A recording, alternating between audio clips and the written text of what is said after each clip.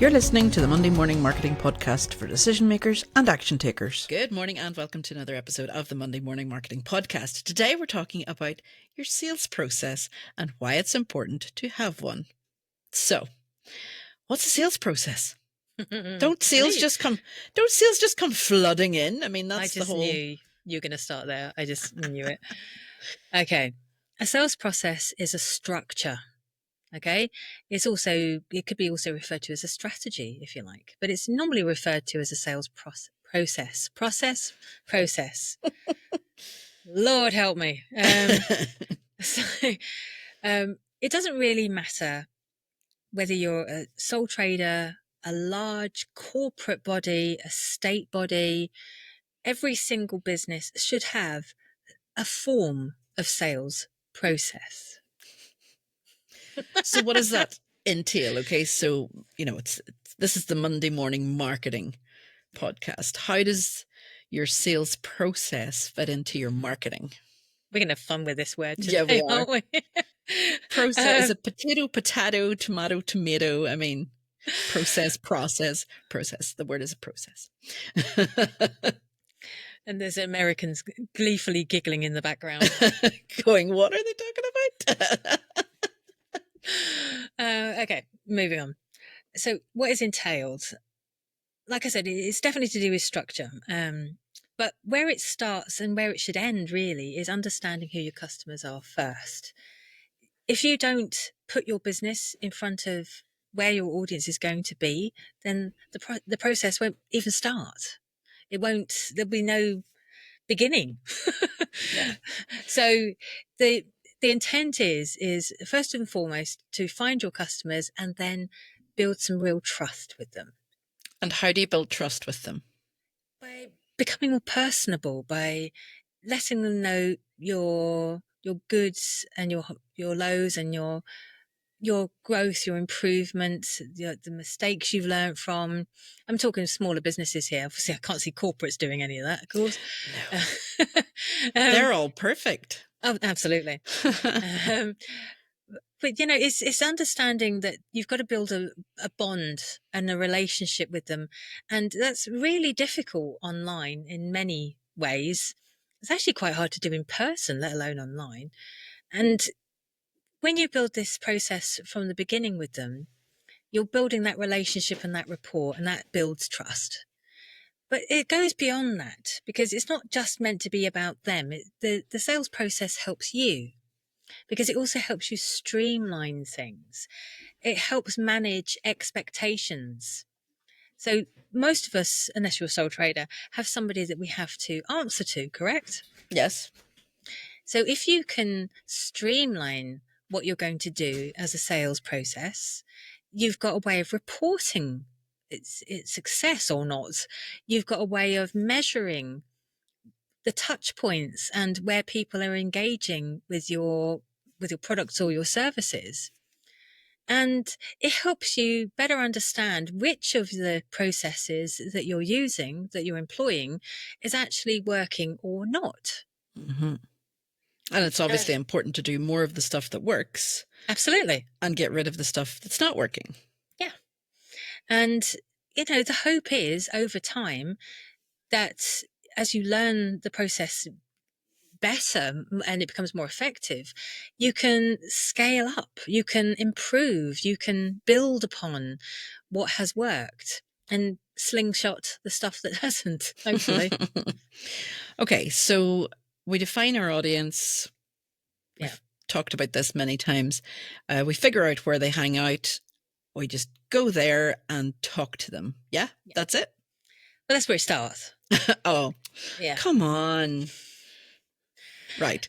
So what does this work for both service-based businesses and product-based businesses? It should do, because the hope is that you can bring people over to a point where they become a lead, correct? That's where all sales and all marketing begins. Mm-hmm. First of all, you reach a wide audience that is generally interested in your product and or service, and you then hook them with something and gain them as a lead. So you can do this in many, many different ways. So obviously we're largely talking about the online forum. But marketing, like the podcast describes, can be done in many different ways. So you can get your leads through networking, through social media, through your Google business profile. And obviously you can do blogs and videos, and you can attract people and bring them through to your email list. So the sales process is very much like the marketing process, but the difference is you've got a direct call to action where there is an actual sale at the end and not just the desire to have them on your email list. Okay, so that direct action, how many times or at what point should you start talking about the thing that you're selling? Well, the lead magnet, if you like, is where you spark the interest, where you get the tangible interest from your supposed audience, but then you need to qualify the lead. That's when you need to better understand why they've become a lead, and maybe that's a place where you can cross-sell and upsell as well if you do it properly, which is why it's known as a sales process, because you can do things with the people on that list afterwards. And I think one of the best ways to understand what your lead is looking for is to go back to your ideal avatar, your ideal customer, and think, what is driving them to buy this product or service? What is their ultimate aim? And what issue are they trying to overcome by buying your product or service? What problem are you solving? Haven't we said this time and time again? We have, yeah. Yeah. And so, and if you can understand all of that, and you've got a way of understanding the money that they've got available to them, the budget, and the sales process also helps you understand where in the sales timeline they're going to buy your product or service. Yeah. So once you've done the qualified leads, that's when you present them with a solution. Okay. Because, I mean, people can be qualified in many different ways. Like you say, they can be qualified because you know that they need your product or service. They know that they need your product or service. But the obstacle may be the budget. The obstacle may be lack of timing in order to implement what you're offering, or, what you're presenting them with. It may be that they aren't in the market for it at that exact moment, but they will be eventually. Yeah. So how do you keep those leads warm before they become full on like customers? Well, this is where the sales process comes into its own, because if you do the sales process correctly, now if we count how many times we say those two words, I bet it'd be interesting. But this is where it comes into its own, because what you're saying there is trying to handle objections. Everybody has objections to something or other. I was at a coffee shop before I recorded today, and they said, "Would you like your usual coffee? And can we offer you this cake?" And I said, "Oh, sure, it's the last one there." And they said, "Oh, it's X amount of money." And I was like, "Well, I only came in for a coffee." And so you can't have coffee without cake. I mean, that's just obvious. Yeah. But the way they resolved that is, because I don't typically buy the cakes from them. They know me pretty well. I have for those who don't know, where my office is based, I have a coffee shop just down below the office. So they see me in there all the time for a decaf cappuccino. And they said, "Look, it's the last one. Do you want it?" And I said, "Not really." And they said, "Look, it's the last one. Here, have a discount." Sure, okay. So they understood that I don't typically buy from them. They just wanted a shot of it, and it could have been a couple of days old for all I know. Still tasted good, right? It was lovely, actually. It always tastes nicer too with a discount. It does, doesn't it? Have you noticed that? It's a real psychological thing. So if you can understand the possible objections, so it might be something that you might want to workshop with your team or with your partner, or heck, with your counterparts, your peers, and try and work out what possible objections that people can come up with, and counter them somehow. It doesn't always have to be with a discount, though. Sure, it doesn't, because No, absolutely not. sometimes, you've made a product and you're barely scraping a profit off the product. So, after you take into account all your overheads and all your promotion and everything else that you have to pay out. So giving a discount on something you're making, very little profit on might not be the way to go, but maybe, I don't know, at buy 10, get one, like get a free gift. It doesn't have to be like the same It could be something thing. you can add on for free, absolutely. But just remember, a lot of the reason why people don't buy or have an objection to your product or service isn't actually to do with your product. Genuinely not to do with your product. They don't understand the benefit of buying your product. Yeah. We've said it before, features tell, benefits sell. Yeah. So if the way of handling that objection is to do features tell, benefits sell, then prepare for that. Even write them down before you start the whole sales process. Yeah, because it's one thing to say, I always go back to candles. What is it with you and candles? I just love them. I have an obsession. I accept all free candles. I think you're a mini arsonist. But it's not just, they're made of soy or they're made of this or they have, no smoke is emitted. Those are the features. But what benefit is that to me? As the benefits that I want is that it'll make the room smell nice. I don't actually care what it's made of, but I might care that it doesn't emit smoke if it's in a small space and I have pets and, so don't tell people what it's made of, because then you're giving away some of your trade secrets too, but tell them why it'll make their life better, and yes, a candle can make your life better. Trust me on this. When the lights went off a few weeks ago all over Ireland, candles were the way to go. Yeah. So the other thing you can offer is a discovery call, because sometimes people don't want that free social media calendar or a list of things that is a benefit to them. They want the personal one-to-one care. So you could also do a discovery call, like 15, 20 minutes. And if people have gone that far down your sales process, then that could just be the shift you need. If you've got that list of objections already written down that you can respond to, then doing a discovery call, how easy would that be?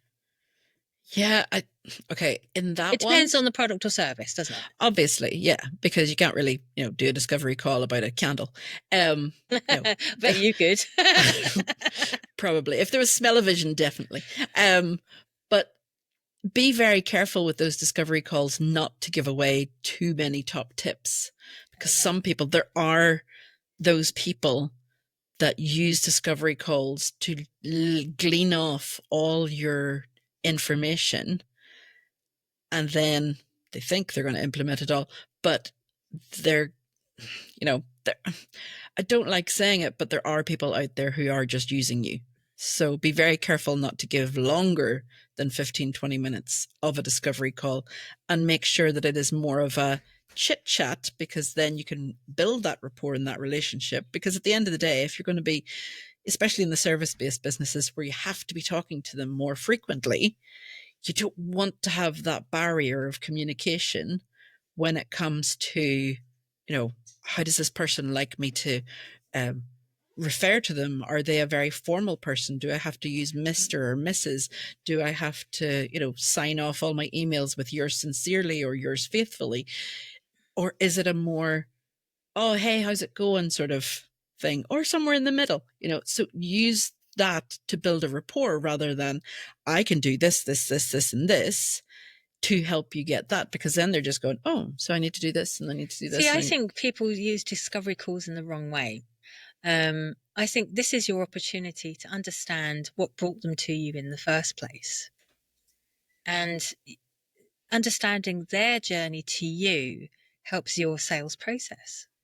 And I think if you can say, look, I appreciate you've only got so much time to talk to me. So that's kind of immediately admitting a boundary. Mm-hmm.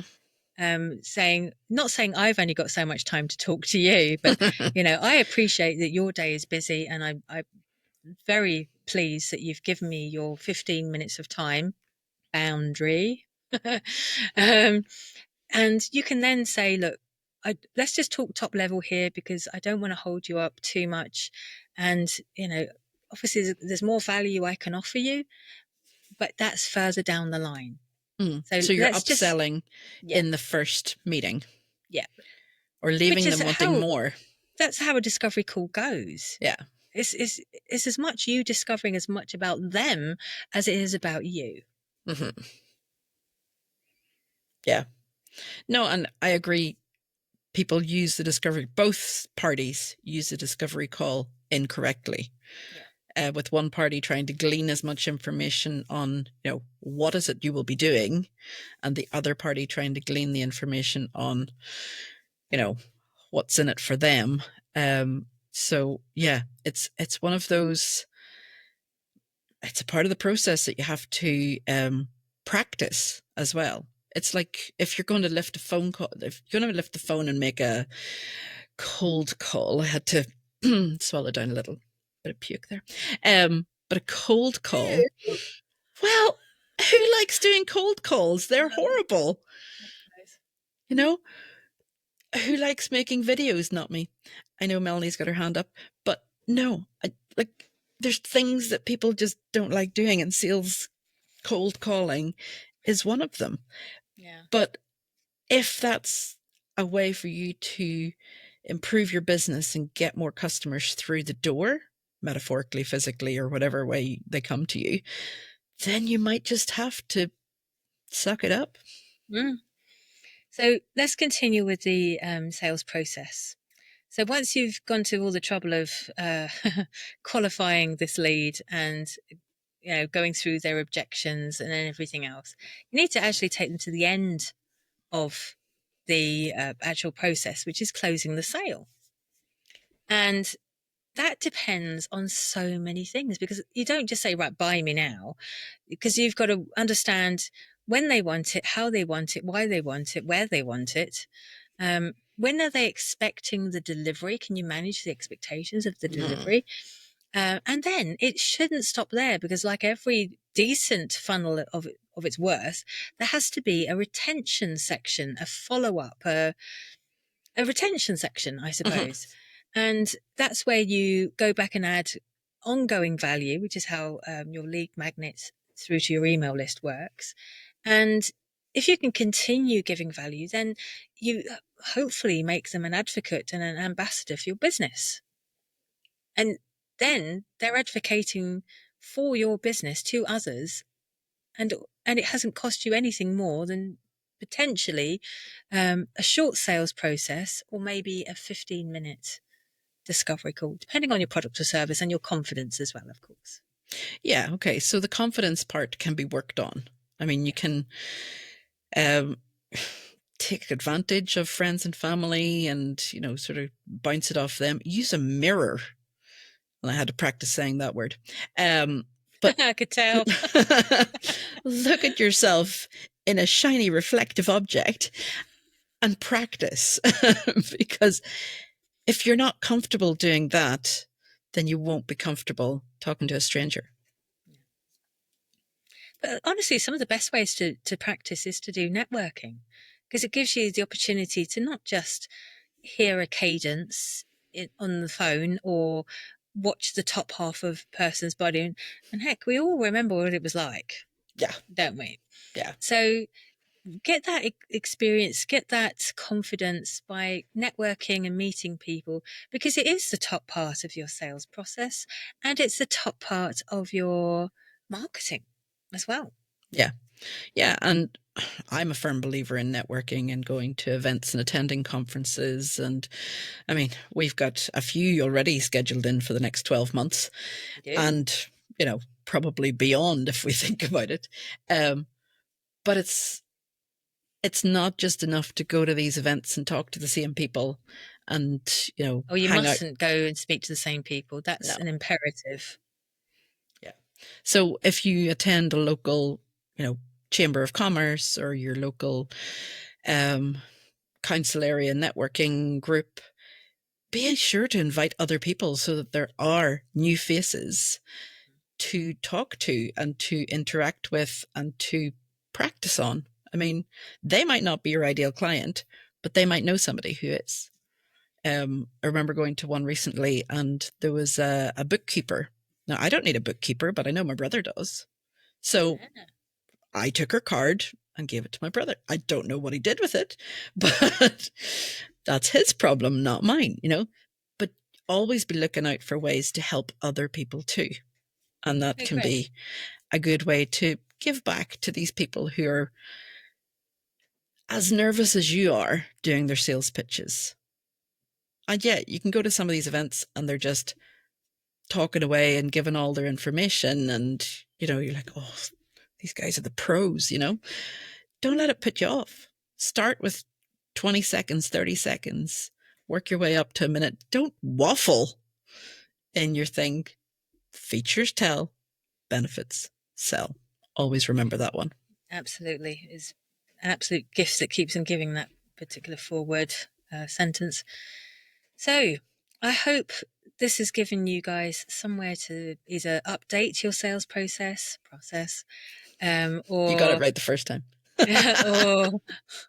or perhaps structure your first one. It is a living, breathing, moving object. It shouldn't stay the same all the time. There are ways that you can review and update your process at any time. You don't have to wait a year. You can relook at it if you hear about new tools or implements or new events, or if you suddenly find yourself with a marketing budget. So I hope this gives you some inspiration. If you get stuck, you obviously know where to find myself and Esther. And you can also read my blog, which was about this particular subject matter today, and we'll put the link in the show notes. Just visit my website at stomp.ie and look up sales process, or if you're American, sales process. It's the same spelling, it doesn't make any difference. And you'll find my blog. So that's all we have time for today, but we'll be back again next week with another podcast. Bye for now. Bye-bye.